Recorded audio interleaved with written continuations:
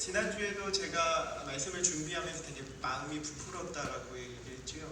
이 부푼 마음은 그냥 말씀을 향한 설렘 이런 차원이 아니라 이 말씀이 인생들에게 어떠한 의미로 다가올까, 이들의 삶을 어떻게 하나님이 터치하실까에 대한 기대였습니다.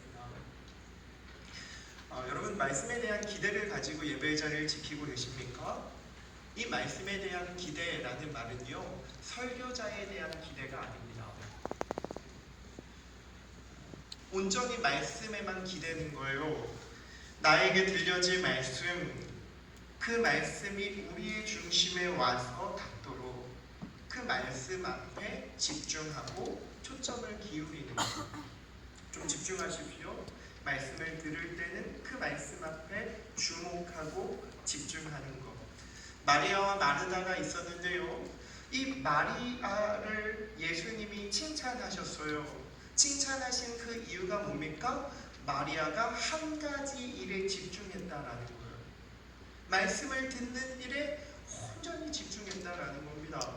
마르다가 부엌 일을 하는 것이 잘못됐다는 게 아닙니다. 마르다가 그 섬김 자체를 바라며 그 부엌 일을 열심히 했다면 주님은 그를 책망하지 않았을 거예요. 결국은 누구에게 집중하는가, 누구에게 마음을 드리는가의 문제입니다.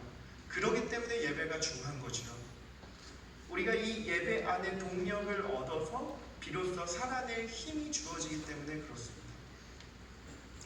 말씀을 기대하고 말씀을 사랑하고 말씀을 사모하며 우리 예배의 자리를 지켜내는 실로암이 되길 원합니다.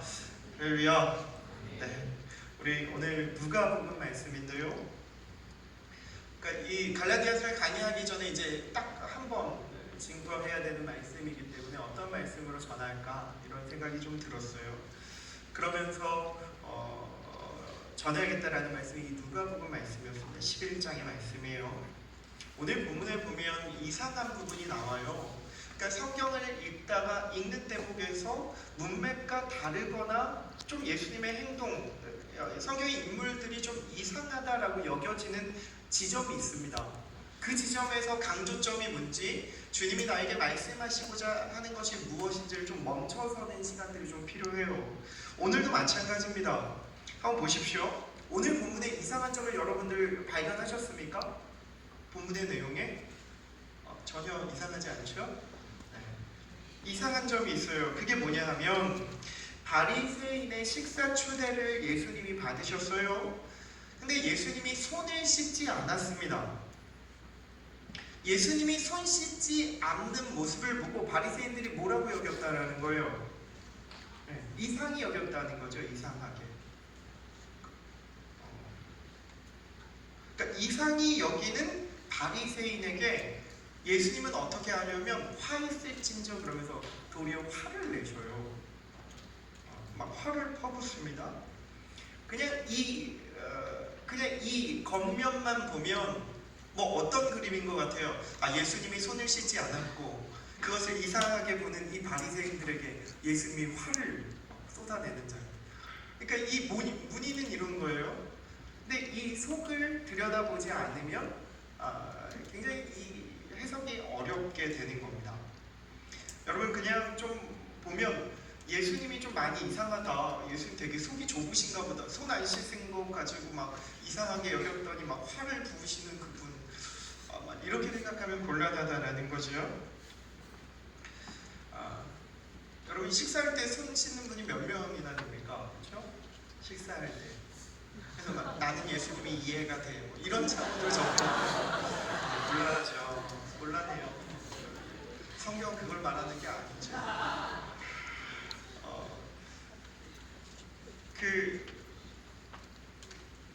보세요. 이 손을 씻는 것. 당시에 이거는 손을 씻는 행위는요, 율법으로 규정된 거예요. 그러니까 율법의 규정은 곧 뭐예요? 하나님의 말씀인 거죠. 하나님의 말씀을 지켰느냐 지키지 않았느냐라고 물었을 때에 예수님의 손 씻지 않는 행위는 율법에 어긋난 하나님의 말씀에 위배되는 행위였다라는 거예요. 말씀에 천착하는 이 바리새인들은 그것이 굉장히 불편했습니다. 당연히 해야 할 행위를 하지 않은 예수님을 이상하게 여겼다라는 거예요. 근데 바리새인은 굳이 말하지 않았어요. 그걸 그냥 이상하게 여긴 거죠. 생각한 거예요. 그런데 어떠합니까? 예수님이 화를 막 부어요. 그 바리새인들을 향해 화를 쏟아냅니다. 굉장히 특이한 본문입니다. 이 본문도 이상한 본문이에요. 이상한 본문. 이가 상하면 치과에 고민했어요. 이거 뺄까 넣을까 웃게 해주고 싶었어요. 봅시다. 성경에 보면요, 문맥의 흐름상 이상한 부분이 나오면 그 지점에 멈춰서서 좀 이렇게 좀 들여다볼 필요가 있어요. 왜 그럴까? 어떤 부분이 이상할까? 유대인의 정결 예식 율법이라고 말하고 있는 지점에서 그 정결 의식을 주님이 행하시지 않았다라는 거예요. 마땅히 행해야 할 이 안식일 전통을 따르지 않았던 예수님은 비난받을 만했습니다. 지극히 당연한 거예요. 하나님의 백성들에게 해야 할 그 의무를 다하지 않은 예수님이 이상했던 겁니다. 그런데 오히려 예수님이 진노하세요. 42절, 43절, 44절에 보십시오. 화 있을진저, 화 있을진저, 화 있을진저 3번을 말합니다. 그만큼의 질문, 그만큼의 잘못이 바리새인들에게 있었는가를 묻는 겁니다. 여러분들 어떻게 생각하십니까? 바리새인의 잘못한 점이 뭡니까? 그냥 생각이에요. 생각. 율법을 행하지 않은 그 예수님이 이상해 보였다라고 여겼던 그 태도, 그거밖에 없어요. 객관적 사실만 보면 바리새인은 당연한 모습이고 바른 행동이었고요, 오히려 예수님이 이상한 모습입니다. 잘못된 행동처럼 보이는 거죠. 오늘 말씀의 포인트는 이겁니다. 성경의 강조점이 여기에 있어요. 도대체 무엇 때문에 주님이 그토록 화를 내셨을까 해요. 무엇 때문에? 상식적으로 이해가 되지 않는 내용인데요, 저는 4가지의 측면에서 살펴보고 싶습니다. 많이 까먹을 것 같아요. 메모하세요. 4가지. 화내신 이유를 찾아보겠습니다. 한번 찾아봅시다. 첫 번째요, 39절이에요.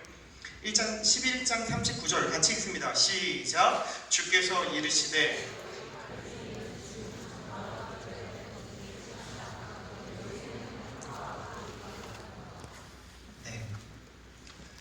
이 바리새인들에 대해서 이들의 잘못을 꾸짖는데요, 첫 번째는 잔과 대접의 비유를 가지고 주님이 말씀하셔요. 다시 말해 잔과 대접의 겉은 깨끗한 것처럼 바리새인 너희들은 지금 그 겉은 정결한 것처럼 보이지만 그 속은 더러워서 탐욕과 그 악독이 가득하다는 거예요. 다시 말해 뭡니까? 겉과 속이 다른 거죠. 너희가 그렇게 말씀을 행한다고 말하지만 그 속 중심을 들여다보니 그 속 안에는 하나님이 안 계신 거예요. 자, 오늘 탐욕이 뭔지 악독이 뭔지에 대한 좀 정의를 내리고 싶은데요, 성경이 말하는, 문맥이 말하는 이 내용을 좀 정의하고 싶습니다. 탐욕이 뭡니까? 악독이 뭡니까? 성경적 관점에서 좀 다시 해석해 볼게요. 재해석해 보겠습니다.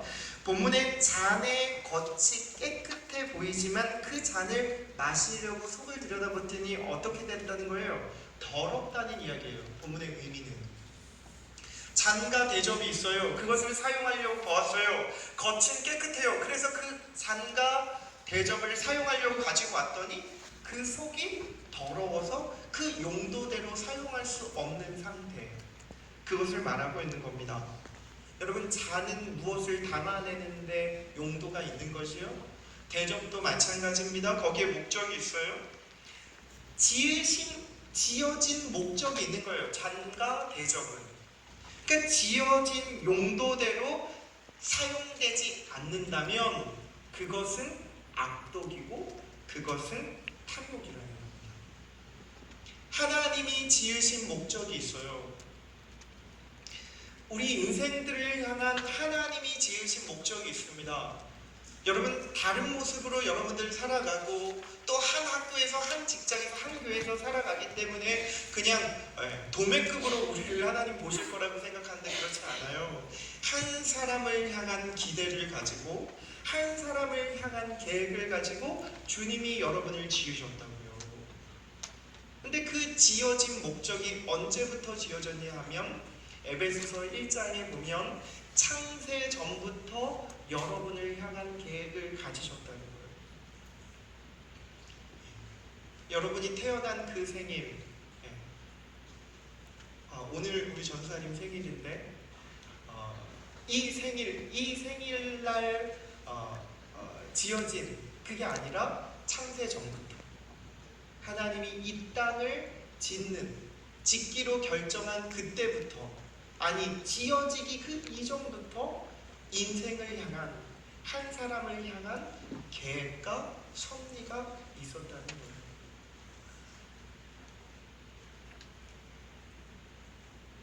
여러분, 주님이 목적하신 바가 나의 인생 가운데 반드시 있습니다. 지금 그것이 보여지지 않아서 답답할지 모르겠지만 여러분, 거기에 속지 마십시오. 주님이 반드시 나를 향한 계획을 가지고 계시고 나를 통해 하나님의 아름다운 일들을 이루어 가실 겁니다. 우리를 그렇게 빚어내실 거예요. 근데 우리는 이것을 생각하지 못하는 게 문제입니다. 하나님이 목적하신 바를 알지 못할 뿐더러 그것을 떠나 산다는 것이 문제라는 거예요. 어쩌면 그것과 상관없는 인생을 내가 운영하고 있는지도 모르겠어요. 삶을 여러분이 운영하는 게 아니라는 거예요. 겉모습은 주님을 믿고 있습니다. 믿는다고 하지만 속은 그렇지 않을 수 있어요. 겉모습은 이 예배의 자리에 지킬 수 있지만 그 속 중심은 하나님을 예배하지 않을 수 있어요. 겉모습은 섬김의 자리에 있을 수 있지만 그 속 중심은 섬김이 아닌 불평과 불만의 자리일 수 있다는 거예요. 겉과 속이 다른 사람이죠. 이것은 신앙이 아닙니다.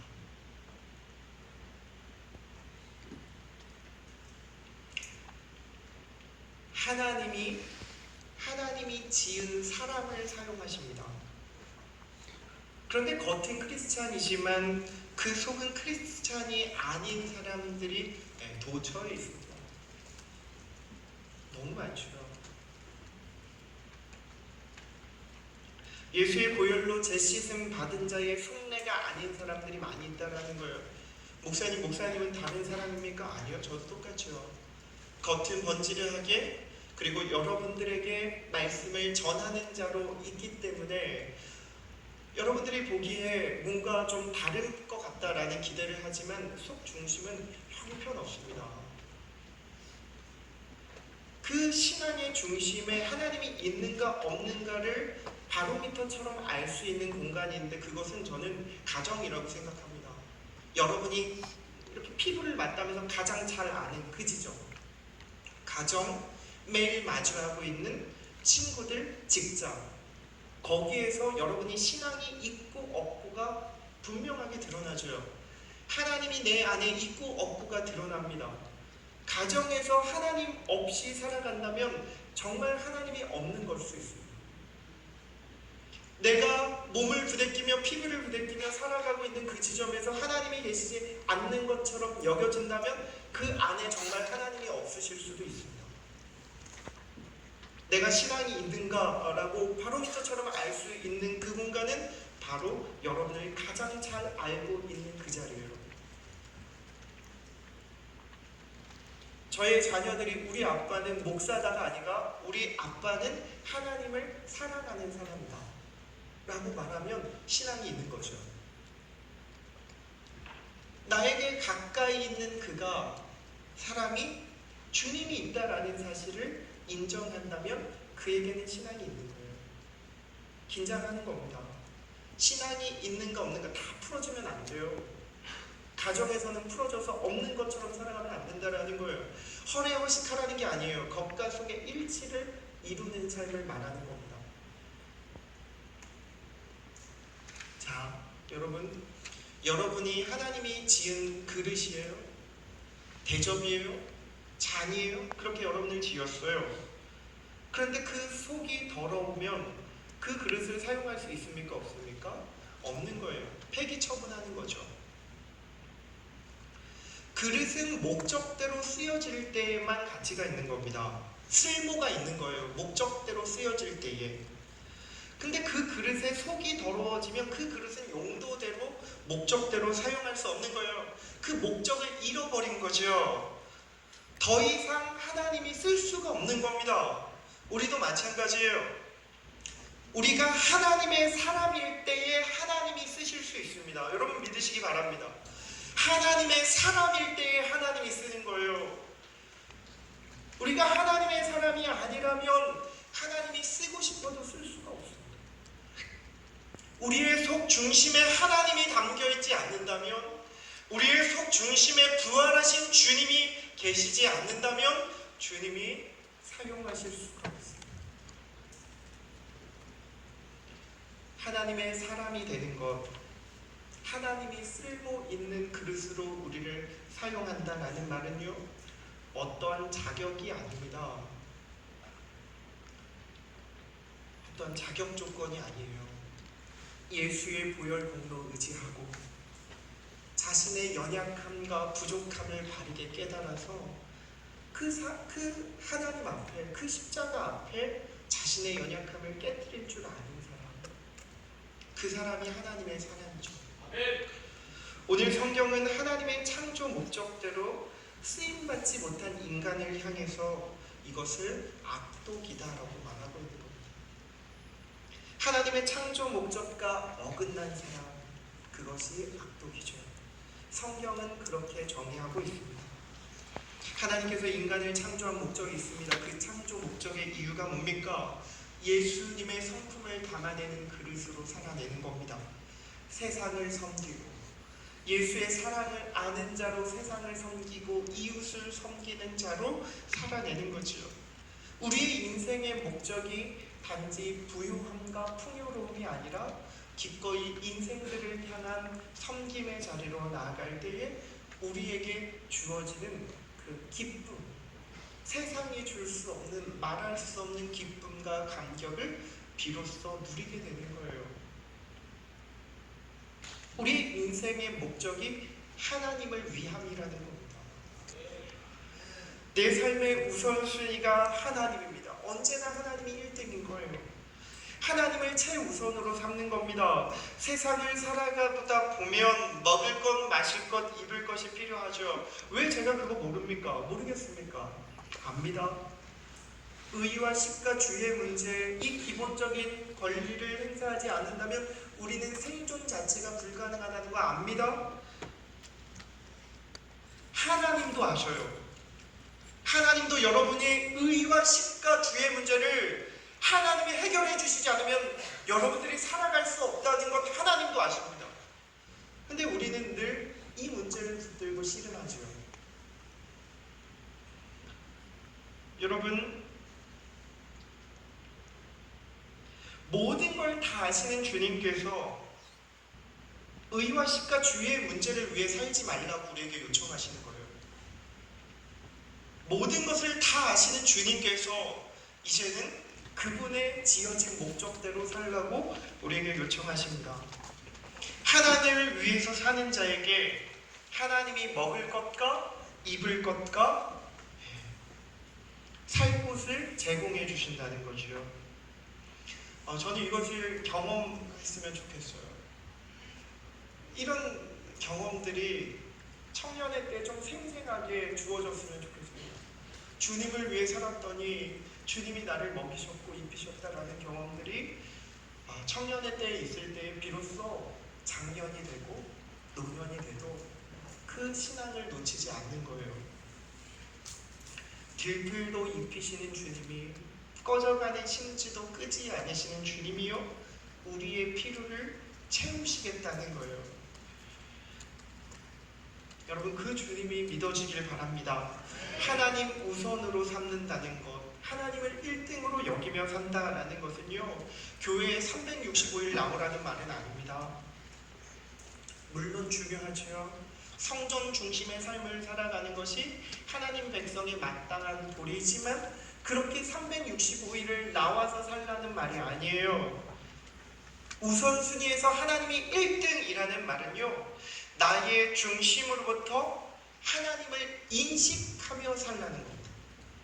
하나님이 누구신지 중심으로부터 그분을 늘 생각하는 거예요.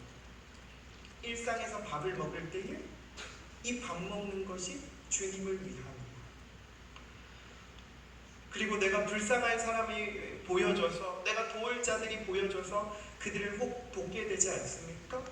근데 그 도움이 나의 불쌍한 마음에 기인한 것이 아니라 주님도 그렇게 하셨겠거니 마음에 기여해서 정말 한 소자에게 나에게 한 것이다 라고 주님 말씀하신 것처럼 마치 주님처럼 그를 대우하고 사랑하는 것, 그것이 우선주의, 하나님을 1등으로 여기는 삶의 양태, 모습이라는 거예요. 일상에서 주님을 의식하고 인생을 살아가는 겁니다. 이것이 하나님의 통치를 받는 삶이에요. 이것이 하나님이 우리를 지으신 목적이라는 겁니다. 이렇게 사는 성도들, 크리스천의 모습을 보고요, 믿지 않는 자들, 다시 말해 불신자들이 하나님을 인정하게 되는 거예요. 하나님의 통치를 받는 크리스찬을 통해 비로소 불신자들이 뭔가 있구나, 무언가가 그 안에 있구나 라는 사실들이 눈이 뜨여지기 시작하는 겁니다. 어디에서부터 시작하는 겁니까? 인식. 하나님을 향한 인식. 사랑하는 여러분, 교회들을 둘러보면 아픈 주제가 너무 많이 있어요. 다 말할 수 없지만 세습이라는 거는 참 이걸 어떻게 받아들여야 되는가라는 고민이 너무 많이 들 만큼, 지금 서울의 강동구에 있는 큰 교회죠. 그 교회가 이제 통합측 헌법에서 그 세습에 대해서 잘못됐다라고 이미 판결이 났고, 그래서 어렵게 됐습니다. 그래서 교단을 떠날지 어떻게 될지 더 보고 싶지 않아서 사실 검색하지는 않았어요. 그뿐만 아니죠. 사람들이 입방아를 찔 주제들이 교회에 도처에 있습니다. 그렇죠? 교회를 들여다보면 불신자들이 입방아를 찔 만한 내용들이 너무 많이 있어요. 그것이 우리 조국교회의 아픔 아닙니까? 근데 이런 생각 해봅니다. 하나님은 이 지점에서 어떻게 교회들을 보고 계실까? 하나님도 아프시죠. 하나님은 교회를 통해서 구원을 이루고자 하시는데, 성도의 삶을 통해서 하나님의 나라의 통치, 이 구원을 보여주시고 싶어 하시는데, 하나님의 통치는 이 땅에서 요원해요. 하나님의 교회, 구원은 이 땅에서 보이지 않는 것 같아요. 하나님의 나라가 잘 보이지 않습니다. 겉은 교회지만 속은 교회가 아닌 상태, 겉은 크리스찬이지만 속 중심은 주님이 없는 상태, 그것이 악독이라는 것. 본문은 겉과 속이 다른 모습을 악독이라고 말합니다. 오늘날 악독을 행하는 사람이 얼마나 많습니까? 그렇다면 여러분에게 묻는 겁니다. 여러분은 어떻습니까? 예수님은 여러분을 보시면서 무엇이라고 말씀하실까요? 오늘 말씀을 통해서 자신의 모습이 조명되길 바랍니다. 두 번째, 화내신 이유의 두 번째를 봅시다. 40절을 찾을 수 있어요. 여러분 두려워하는데 1번만 길었어요. 2번, 3번, 4번 좀 짧아요. 집중력 있게 조금 더 갑시다. 11장 40절에 같이 읽습니다. 시작.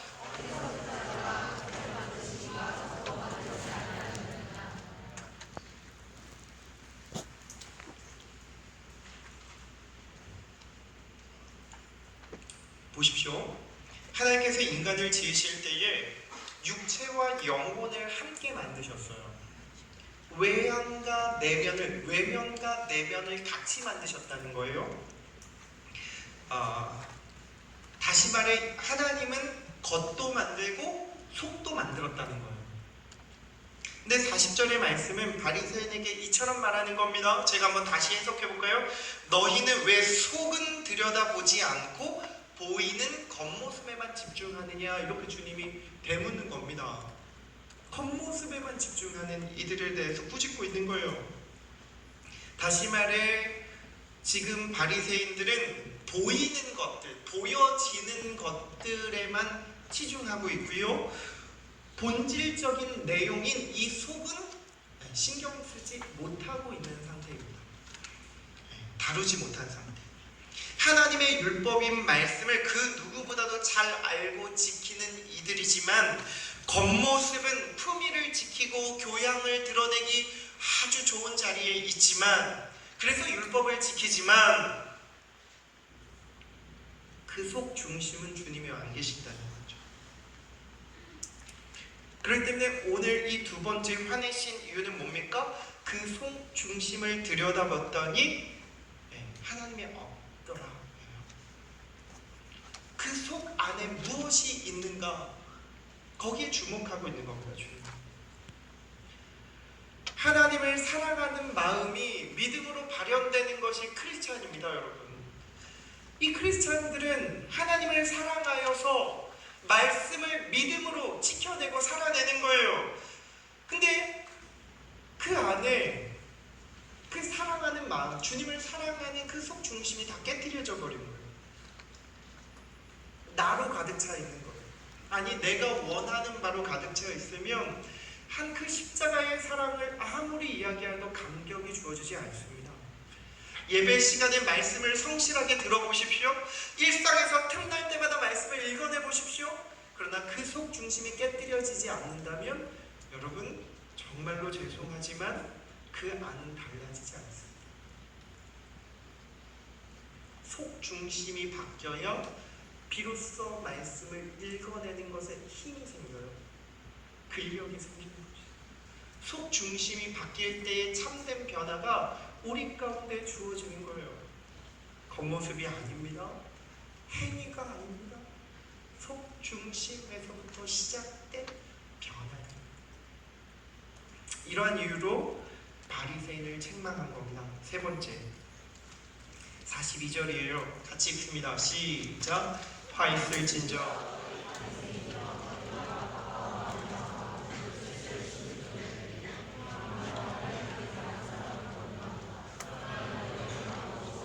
버리지 말아야 할지니라. 아멘. 자, 세 번째는요, 세번역 성경으로 보면 너희가 11조는 드리되 반드시 정의와 하나님께 대한 사랑은 버렸다, 이렇게 표현하고 있어요. 그러면서 뭐라고 얘기합니까? 이것도 행하고 저것도 버리지 말아야 한다, 이렇게 이야기하는 거예요. 이것이 무슨 말씀입니까? 좀 민감한 주제를 사실 다루는 거예요. 신학적으로 논란이 많이 되는 주제입니다. 11조라는 주제예요. 그러나 저는 이렇게 가르칩니다. 11조를 드리는 거예요. 근데 11조를 드리되 주님은 뭐라고 얘기해요? 이것뿐만 아니라 하나님께 대한 사랑과 공의를 함께 드리라는 겁니다. 주님이 11조를 말씀하셨어요. 그리고 나서 뭐라고 이야기하는 거예요? 11조를 드리는 너희 중하지만 거기에 더하라는 거예요. 사랑과 정의를 더해서 주님께 드리라는 거예요. 여러분 어떻습니까? 혹여나 교회에 와서 나는 헌금 생활 다 한다라고 얘기하지요. 11조를 하는 지체들, 11조를 하는 지체들 너무 귀한 겁니다. 정말 어려운 거 한 거예요. 제가 알죠. 너무 힘든 거 알아요. 그 귀하죠. 그래서 주님 앞에 정말 어렵게 드려요. 근데 그렇게 드리고 나서 그냥 물질만 드리면 안 된다는 거예요. 마음을 함께 담아 드려야 된다는 거예요. 그냥 헌금을 드린 그 행위 어느 순간이 되면요, 이것이 1년이 지나고 2년이 지나면 그냥 당연한 의무가 되어버리는 거예요. 그냥 드리는 거예요. 그냥 떼어서 드릴 거예요. 의미를 담아내지 않으면, 신앙을 담아내지 않으면 그거는 하나님이 온 천하를 가지신 그 하나님이 여러분의 그 11조 그것이 너무 그 금액을 이렇게 받으실 때에 어떤 마음으로 받으실까요? 여러분들이 11조를 안 내도 하나님은 사실 사실 수 있으시죠. 근데 그것을 중하다 여기고 귀하게 여기는 이유가 뭡니까? 여러분의 마음이 담겨있기 때문에 하나님을 향한 신앙의 태도가 거기에서부터 시작되기 때문에 주님이 그것을 중히 여기고 그것을 행하라고 우리에게 요청하고 있습니다. 그럼 11조가 뭔데요? 라고 물어봐야죠. 그러면 제가 이렇게 대답합니다. 11조의 의미는 내게 주어진 모든 것이 하나님으로부터 왔다라는 믿음의 고백인 거예요. 내게 주어진 모든 삶이 하나님으로부터 온 겁니다. 자, 보십시오. 내게 주어진 것이 10개예요. 우리는 이 10개로 살아내는 겁니다. 그런데 주님은 뭐라고 이야기하십니까? 이 10개 중에 10개가 다 사실 누구의 거예요? 주님의 거죠. 왜요? 주님이 주셨으니까. 우주 만물을 지으신 그 하나님이 우리에게 10의 10을 다 주셨습니다. 그런데 주님이 우리에게 어떻게 허락해 주셨어요? 얘들아, 삶이 힘들지. 하나만 드려도 내가 열을 받은 것처럼 열을게. 그게 주님의 마음이에요. 그게 11조의 정신이죠. 하나만 드려도 열을 주님께 주님 받으시는 거죠. 우리는 이 9개로 살아가면서 불만이 몰려오고, 그리고 또 이것을 내가 마음대로 운영할 때가 많이 있지만 이것을 어떻게 사용할까를 고민하는 사람이 바로 하나님을 사랑하는 사람입니다. 사랑하는 여러분, 우리가 만약에 병들면 10을 얻을 수 없습니다. 지금은 여러분들이 건강해서 10의 10을 다 얻을 수 있지만, 여러분, 우리가 병들어서 어려워지면 10을 얻을 수 없는 상황이 옵니다. 나이가 들어서 어느 지점에 들어가면 10을 얻을 수 없는 상황이 와요. 10개 중에 단 한 개도 거두지 못하는 그때가 온다는 거예요. 주님이 툭 하고 쳐버립니다. 근데 주님이 우리에게 허락해 주셨어요. 열을 얻도록. 우리가 10개 중에 하나만 드리라는 것, 그것이 주님이 열을 받으신 것처럼 살겠다는, 여기시겠다라는 것. 그러나 여러분, 제가 이렇게 이야기하지만 금방 잃어버릴 겁니다. 21조의 정신을. 하나님께 10분의 1을 바치기 어려운 사람들도 많이 있죠. 10분의 1 목사님 어렵습니다. 어쩌면 정작 10분의 1을 바치는 사람도 거기에서 그냥 머물러 있을 때가 있어요. 이 정도까지 나는 최선을 다했어. 내가 할 수 있는 최선. 내가 할 수 있는 종교적 의무를 다 한 게 11조였어 라고 말할 수도 있습니다. 그러나 거기에서 그냥 바쳐진 그 행위에만 머물러 있으면 안 된다는 거예요. 11조 바치는 건 너무 어렵습니다. 정말 어려워요. 그러나 거기에서 드리면 거기에서 더 하나님을 향한 사랑도 함께 드리라는 거예요. 명심하셔야 됩니다. 젊었을 때, 청년의 때에 11조를 못 바치는 신앙은 절대로 형편이 나아진다고 해서 11조를 바칠 수 없어요. 11조를 드릴 수 없어요. 착각하지 마십시오. 지금 이 순간에 하나님께 못 드리면 이후에도 못 드려지는 거예요. 훈련돼야 돼요. 하나님 앞에 드리는 연습과 훈련이 돼야 돼요. 지금부터 시작해야 돼요. 작은 것으로 살아가고 있는 오늘부터 시작해야 여러분들이 정말 노년이 되고 장년이 되고 결혼해서 삶이 팍팍할 때예요. 그때에도 주님의 것으로 드릴 수 있습니다. 이때 드릴 수 있어야 그때도 아깝지 않게 주님께 드릴 수 있어요. 여러분, 드릴 수 있어서 행복하길 바랍니다. 작은 것, 이것을 주님께 드릴 수 있어서 정말 기뻤으면 좋겠어요. 그 기쁨을 경험하는 이 청년의 시기가 됐으면 좋겠습니다. 그러니까 오늘 예수님은요 이 헌금의 의미를 다루면서요 둘 다 버려서는 안 된다는 거예요. 이 바리새인들 꾸짖으면서 너희 11조 하고 있는 거 내가 안다.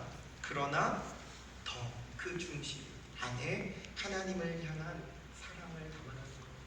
이것 또한 뭡니까? 겉과 속의 일치를 담아 얘기하고 있는 겁니다. 우리에게 요청하는 거예요. 겉과 속의 일치. 네 번째 이유입니다. 네, 많이 왔어요. 43절입니다. 같이 읽습니다. 시작. 화 있을지지어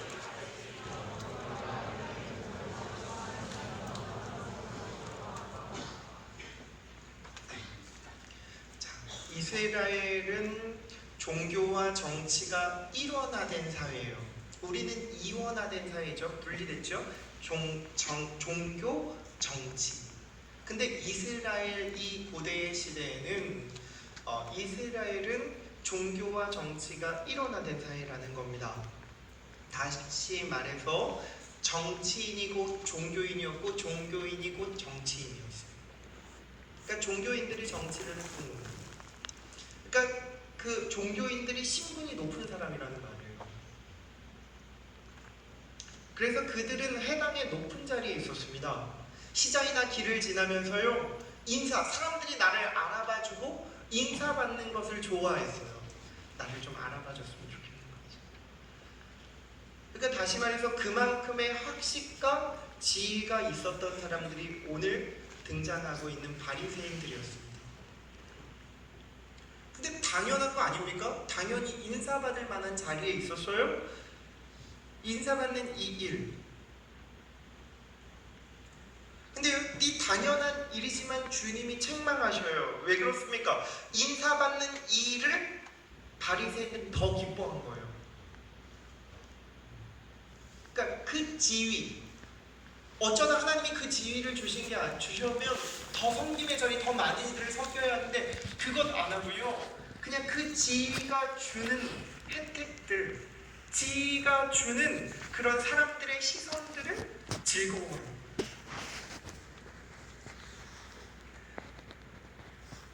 여러분, 높은 자리에 올라가는 게 절대로 좋은 일 아닙니다. 혹여나 높은 지점에 올라가고 내가 원하는 인생, 정말 사람들이 우러러보는 인생을 살아간다고 할지라도 우쭐할 필요도 없습니다. 사회에서 높은 지위, 존경을 받는 그 자리에 혹 있더라도 믿는 사람들은요, 크리스찬은 그 지위가 존경의 대상이 될 수 없기 때문에 그래요. 내가 있는 그 지점, 내가 어떤 신분을 가지고 있는 그게 존경의 대상이 아니에요. 이거 너무 중요한 겁니다, 여러분. 자꾸 존경의 대상으로 여기며 그 지점으로 우리는 올라가고 싶어 하는데 아니에요. 어쩌다가 하나님이 그쪽을 데려가면 더 많은 분깃을 나에게 주셔서 많이 섬기라는구나 라고 보시면서 더 섬겨야죠. 다시 말해서 성도의 존경의 근거는 뭡니까? 지위가 아니라 그 안에 예수님이 계시는 겁니다. 내 인격이 예수님의 성품을 얼마나 담아내는가. 이것이 성도에게 굉장히 중요한 존경의 근거가 되는 거예요. 신앙의 바른 척도가 되는 겁니다. 겉과 속의 일치된 모습이라고 할 수 있어요. 내 안에 예수님이 있는가? 예수님의 성품을 얼마나 담아내는 도구로 내가 쓰여져 있는가입니다. 여러분, 목사님을 평가하는 기준이 어떤 교회, 어느 규모의 교회를 치리하고 있는가가 아니라는 거예요. 정말 메가처치에 담임을 하고 있을지 몰라도요, 그 안에, 그 인격 안에 예수님이 없다면 존경의 대상이 아니에요. 사람들은 우러러보지 않아요. 그 자리가 존경의 대상이 아니라 크리스찬은 주님이 계시는 겁니다. 그러나 우리는 바리새인과 마찬가지로 세상에서 높은 자리에 있기를 원합니다. 세상에서 인사받는 자리에 있으므로 늘 인정받고 싶어하는 것이 인간 본연의 모습이에요.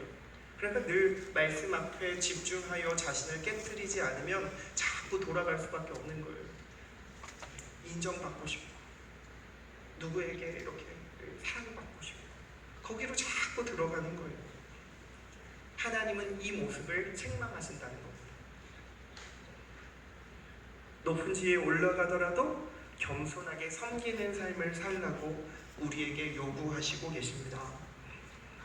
겸손입니다. 여러분 살아보니까요. 제가 존경하는 교수님이 은퇴하면서 신학생들에게 이렇게 말해요.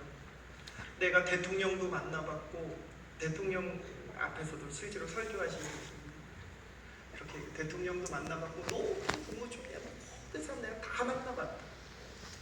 그런데 다 존경은 안 되더라. 내가 유일하게 존경되고 몸을 낮추는 한 사람이 있는데 그 사람이 바로 겸손한 사람이다. 겸손해야 합니다. 겸손은 예수님의 성품을 담은 사람이죠. 그 앞에 서면 내가 이렇게 호풀어지더라고요.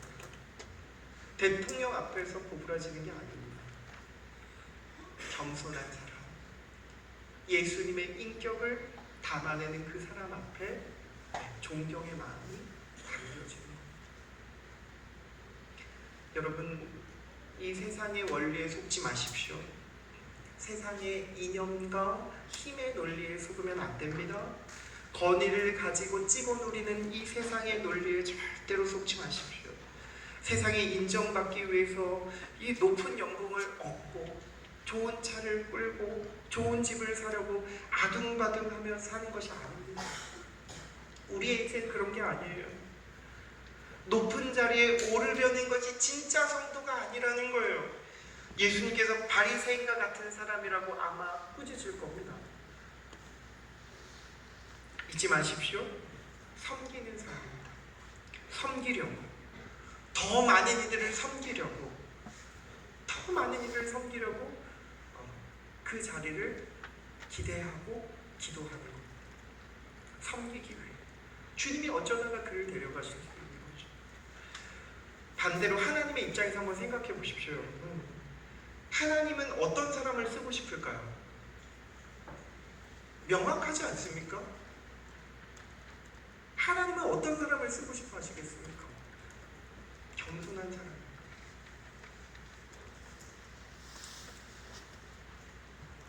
하나님은 그 사람을 통해 예수의 성품을 담아내는 그 사람을 통해서 일하고 싶어 하십니다. 그렇기 때문에 우리는 그 겸손을 흠모하고 그 주님을 흠모하며 낮은 자리에서부터 지금 여러분이 섬기는 그 지점에서부터 주님의 마음을 담아내는 섬김의 자리를 끊임없이 담아내는 거예요. 청년회부터 시작하는 겁니다. 그러다가 나이가 점점 들면서 지위가 생기고 그러면서 그 첫 마음을 가지고 그 지점까지 끝까지 가는 거예요. 그때 비로소 하나님의 나라가 보여지고 그때 비로소 정말 예수 믿는 사람의 진짜 모습이 보여지는 겁니다. 사랑하는 여러분, 오늘 핵심은 이겁니다. 겉과 속의 일치, 겉면과 내면의 일치를 이루라는 겁니다. 주님이 우리의 내면 중심을 깨뚫어 보시기 때문에 그렇습니다. 날마다 자신을 살펴보아야 하는 분명한 이유가 있는데 그것은 이것 때문에 그렇습니다. 외면과 내면이 불일치하는 모습은 참된 신앙인이 아닙니다. 바리새인과 같이 외식하는 사람입니다. 이들은 하나님이 반드시 책망하십니다. 악독이 가득한 자라고 심판하시며 천국이 너희에게 없다고 하실 것입니다. 우리는 하나님을 바르게 알고 바른 중심과 행함으로 주님을 섬겨야 합니다. 그러나 인간은 탐욕스럽기에 보이기에 바른 행동을 할 수 있어요. 겉모습을 치장할 수 있습니다. 그러나 그 속은 바리새인과 같이 더러울 수 있습니다. 포즈는 하나님을 향해 있지만 속 중심은 바리새인과 같은 더러움이 있을 수 있음을 명심하십시오. 오늘 바리새인이 그 모습에 대표입니다. 잊지 마십시오.